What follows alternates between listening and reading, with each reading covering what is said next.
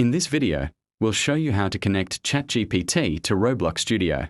First, open Roblox Studio and load any game or place you want to work on, whether it's a blank baseplate or an existing project.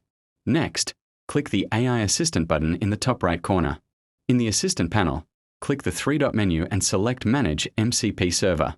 Make sure Enable Studio as MCP Server is turned on. Then expand Setup Instructions, scroll down, and copy the Startup command for CLI tools.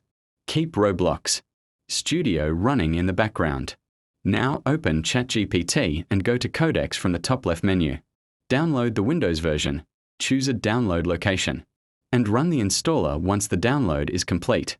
After Codecs launches, sign in to your account. Then open File Settings and navigate to MCP Servers. Click the plus button to add a new server. Enter a name such as Roblox.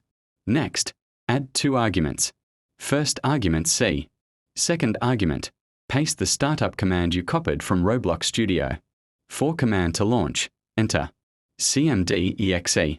Click Save, then select Restart. Once everything has restarted, go back to the chat and type, "Can you connect to Roblox Studio?" Press Enter. If the setup was successful, ChatGPT will connect to Roblox Studio.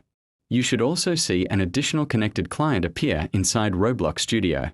For example, if one client was connected before, you may now see two connected clients, confirming that the connection has been established successfully. That's it. ChatGPT is now connected to Roblox Studio and ready to assist with your development workflow.